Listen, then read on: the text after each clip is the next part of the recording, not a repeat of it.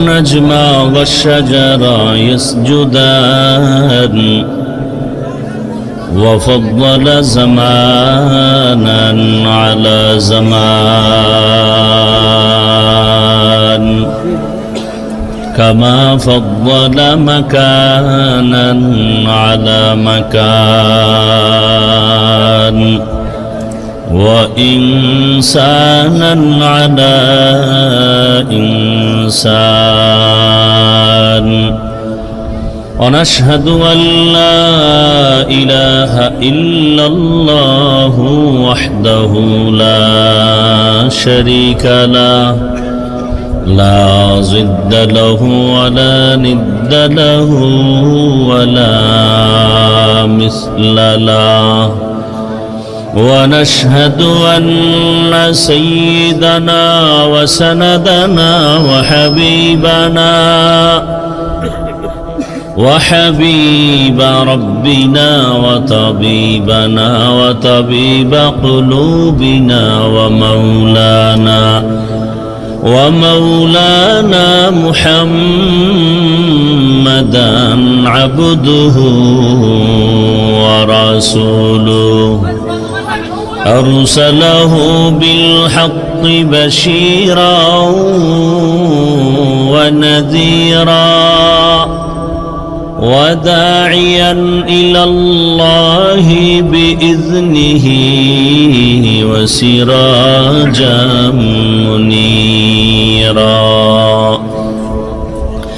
اللهم صل على محمد النبي الأمي وعلى آله وسلم تسليما وبعد فأعوذ بالله من الشيطان الرجيم بسم الله الرحمن الرحيم يا أيها الذين آمنوا استعينوا بالصبر والصلاة إن الله مع الصابرين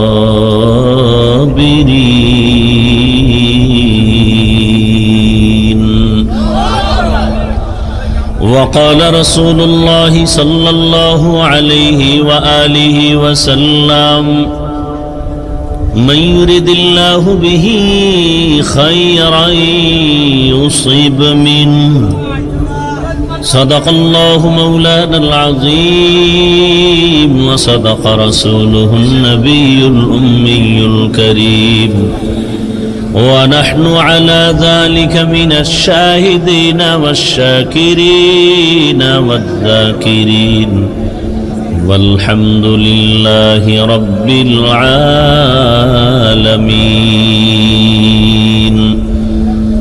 سبحانك لا علم لنا إلا ما علمتنا إنك أنت العليم الحكيم رب اشرح لي صدري ويسر لي أمري واحلل عقدة من لساني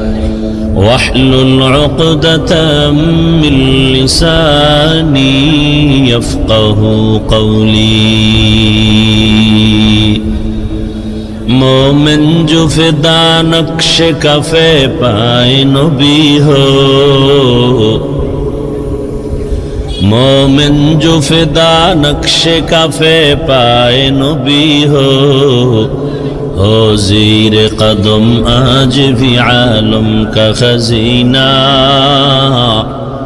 ہو زیر قدم آج بھی عالم کا خزینہ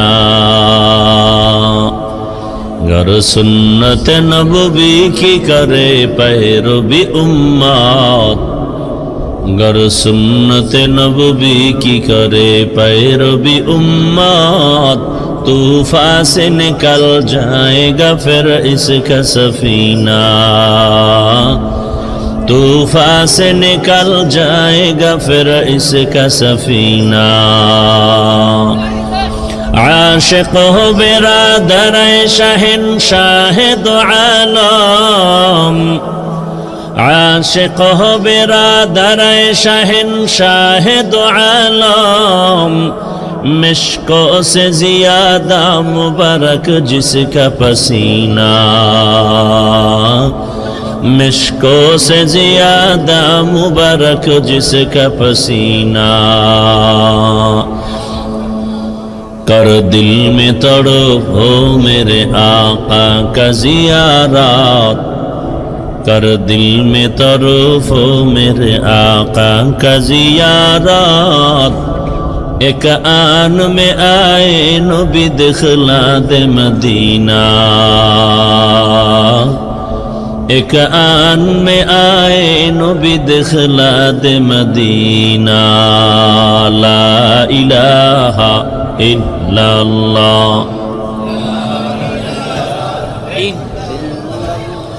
ला इलाहा इल्लल्लाह, ला इलाहा इल्लल्लाह, ला इलाहा इल्लल्लाह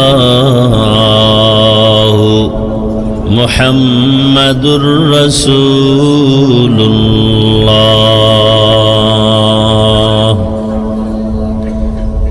এই যে তোমাদের মাউথটা উপরে উঠাবো সব একসাথে বাঁধতে থইছ হইল, এটার যে একটু উপরে ভাঁজ করে উঠাবো এই কোনো কায়দা নেই, এমন ভাবে এটারে স্টিল বানায় রাখছে।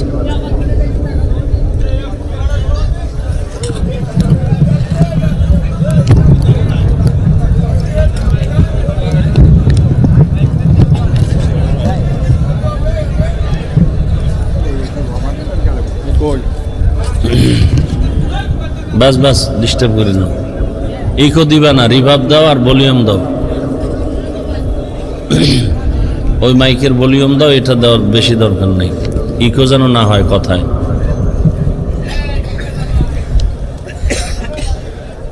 মহান্দি সাইফুল উলুম কওমিয়া মাদ্রাসা ও এতিমখানার উদ্যোগে আয়োজিত বার্ষিক ওয়াজ মাহফিল 23 অক্টোবর 2025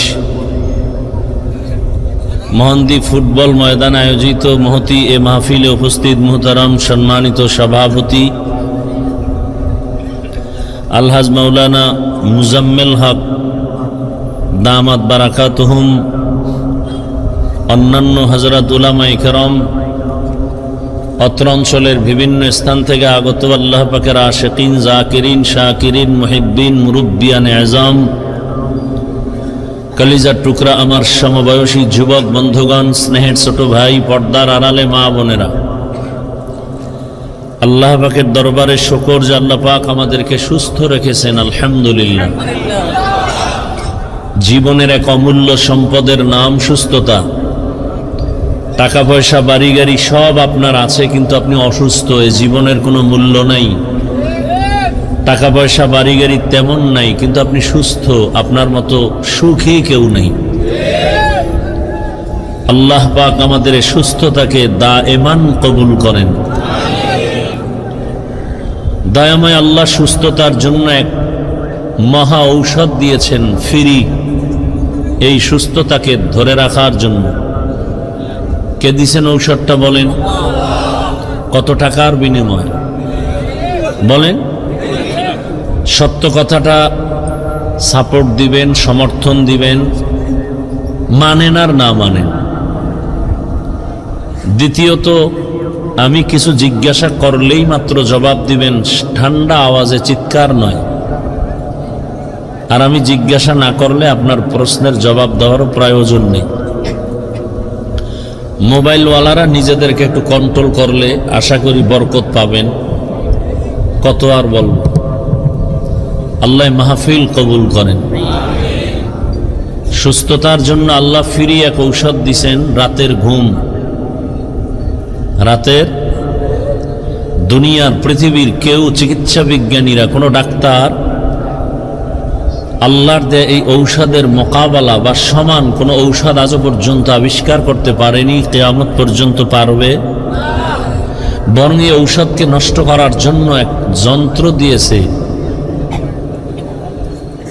ঔষধ সেবনের কোনো পথ নাই, বরং আল্লাহর দেয়া ঔষধকে বিনষ্ট করার এক অস্ত্র তৈরি করেছে, যেটাকে আমি বলি অদৃশ্য মরণাস্ত্র।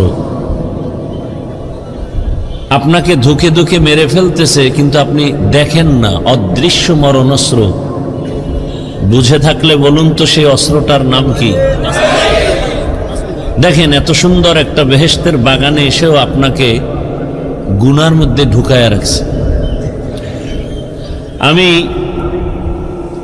খুব দিল থেকে কথা বলি এবং চূড়ান্ত মোহাব্বত নিয়ে কথা বলি। আমার কথাগুলো আপনারা অবহেলার নজরে দেখবেন না, অনুরোধ।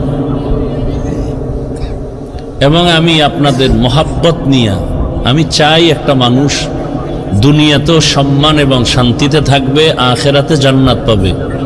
এই টার্গেটেই কথাগুলো বলি। এত সুন্দর বেহেশতের বাগান, যেখানে বসামাত্র রসুলের হাদিস সকলের গুনাহ মাফ, কিন্তু সেখানে আপনারা মোবাইল নিয়ে আসছেন, এসে আপনারা ছবি তুলতেছেন যেটা স্পষ্টত গুনাহ থেকে খালি না। তাহলে বসছেন বেহেশতের বাগানে, করতেছেন গুনাহ। এটাও একটা পরীক্ষা। এটাও কি? খুব খেয়াল করিয়েন। বাইতুল্লাহ একটা আল্লাহর ঘর, যেদিকে তাকাইলেই শুধু সওয়াব। কিন্তু পরীক্ষাটা কেমন একটু খেয়াল করেন তো। ডানে বামে সামনে পেছনে নারী নারী নারী, এর মধ্যে আমি তাওয়াফ করতেছি। খেয়াল করছেন? চতুর্মুখী নারীরাও তাওয়াফ করে, আমিও তাওয়াফ করি। হাজার কোটিবার প্রচেষ্টা চালালেও নারীদের থেকে আমি আলাদা হতে পারি না। অজান্তে একটু টাচ লেগে যায়। এখন মন চায় যে মহিলারা আলাদা করবে, আমি আলাদা করব, সুযোগ নেই। আল্লাহ বলেন এটাই পরীক্ষা। এখান থেকে তুমি আমাকে রাজি করতে পারলেই তো তুমি সফল। কঠিন পরীক্ষা।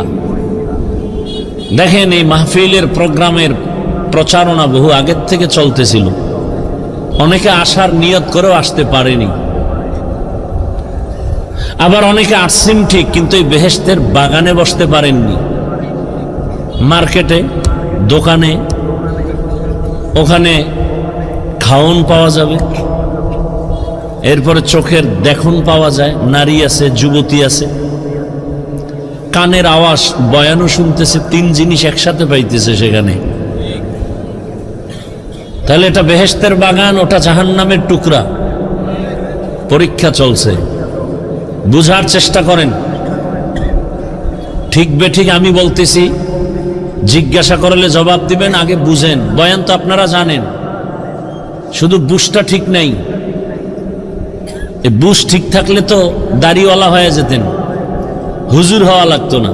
যাদের বুঝ ঠিক, সে জেনারেল লাইনে থাইকেও টুপি পরে, আর যার বুঝ ঠিক নাই, সে হুজুরের লাইনে আইসাও পর্দা করে না। কথা বলেন না কেন? সত্য কথা স্বীকার করেন, সাপোর্ট করেন, মানেন আর না মানেন।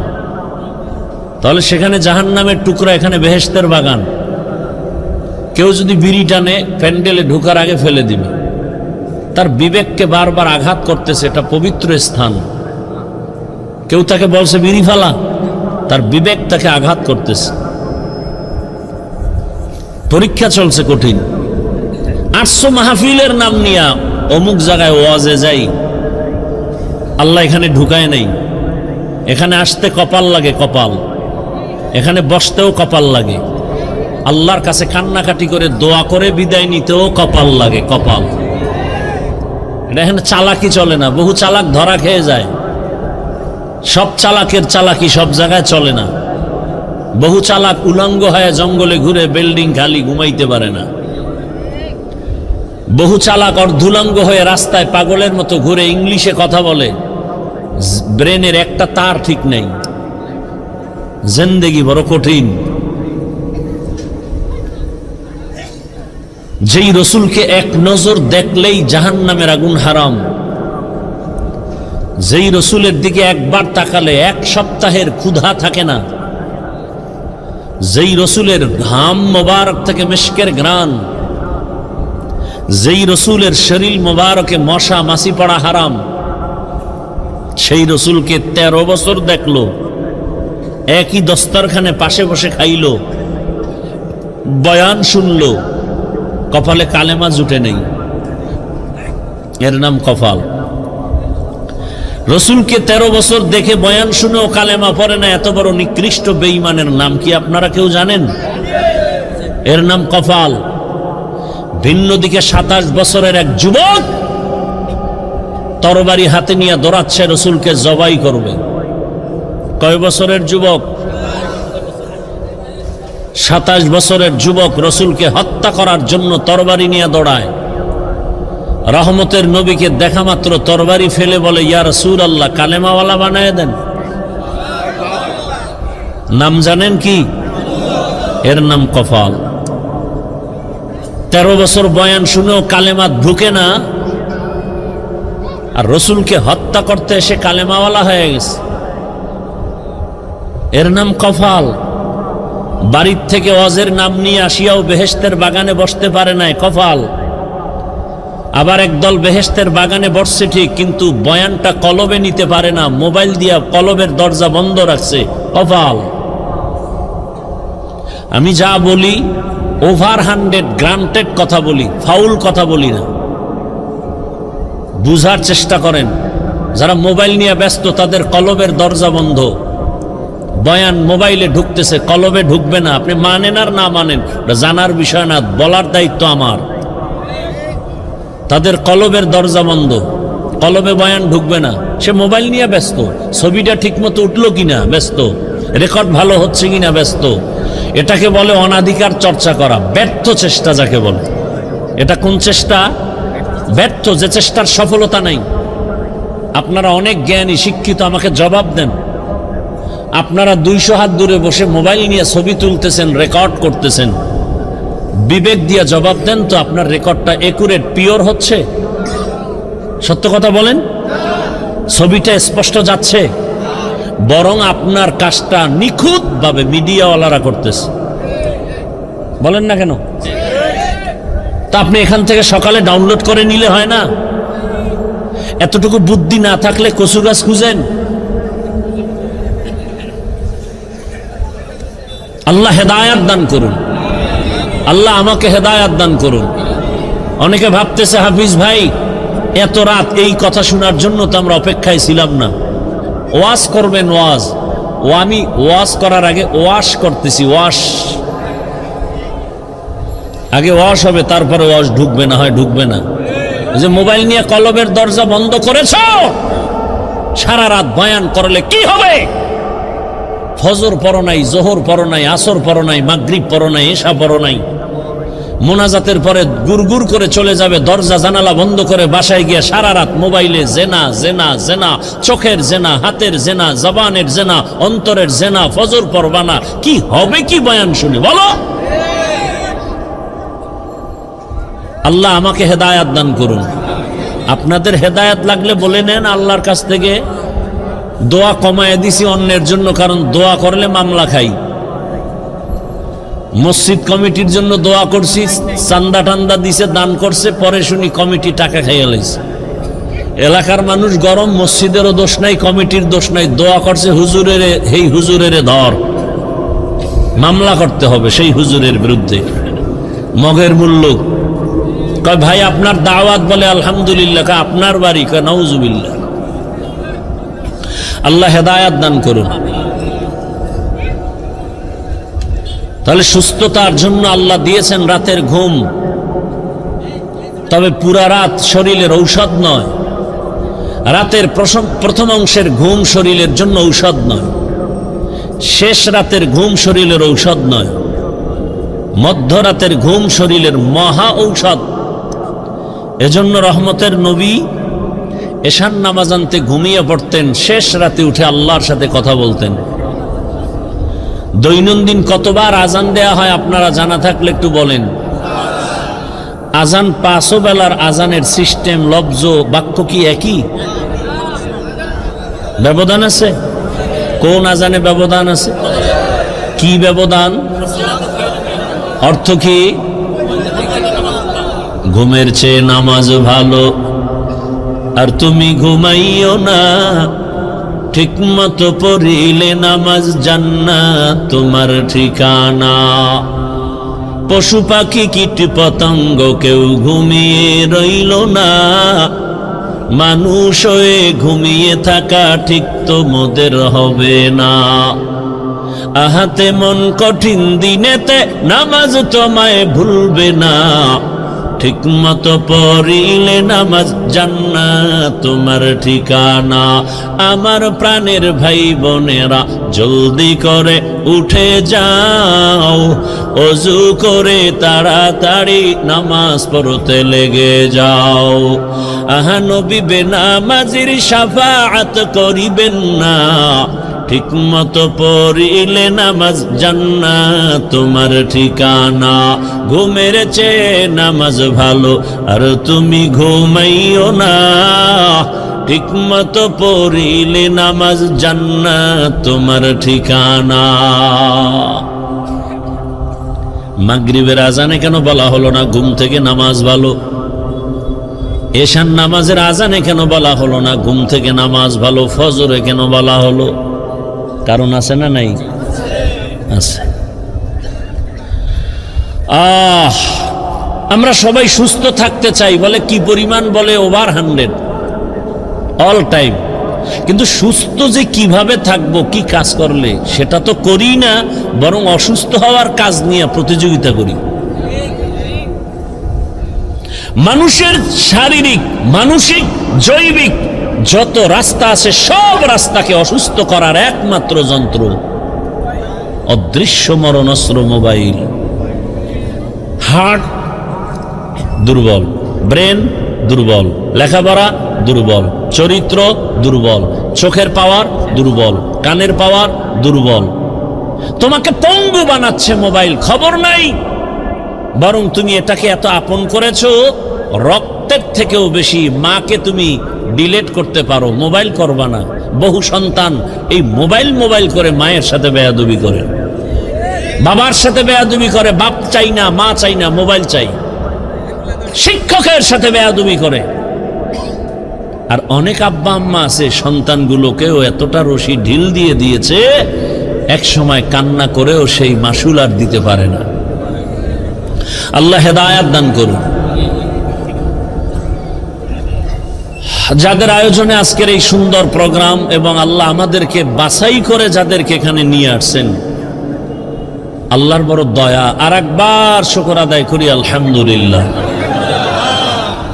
দরুদ ও সালাম সৈয়দুল মুরসালিন রহমাতুল লিল আলামিন, শফিউল মুজনিবিন, খাতামুন নবিয়্যিন, সৈয়দুস সাকালাইন, ইমামুল মুরসালিন, শফিয়ে আযম, রাসূল আকরাম, রহমত আলম, নবিয়ুল আরব আল আজম, হাবিব কিবরিয়া, আশরাফুল আম্বিয়া, সৈয়দুল আম্বিয়া, शफीए महशर, साक़ी कौसर, आक़ाए नामदार, मदीना का ताजदार, आफ़ताब नबूवत, फ़ख्र मौजूदात, सय्यदुल मखलूक़ात, हज़रत मुहम्मदुर रसूलुल्लाह। नबीजिर नामे दरूद पढ़ले गुनाह है ना सवाब? মনে চায় বলতে, কিন্তু আপনারা তো আমল করবেন না, এই জন্য আবার বাধা আসতেছে। কারণ ভালোবাসা নিয়ে বসছি তো। কেমন ভালোবাসা? যদি কেউ বলে নিচে নেমে পাও ধর, তাহলে আমি নবীর আদর্শ মানবো, আমি এখন নিচে নেমে আসবো তোমার পাও ধরার জন্য। এতটুকু দিলের ভালোবাসা নিয়ে কথা বলতেছি।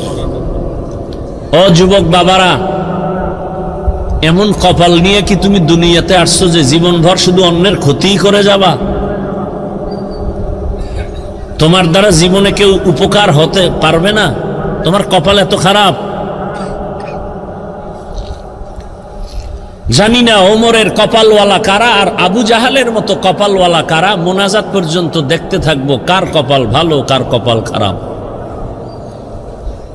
দেখা যাবে।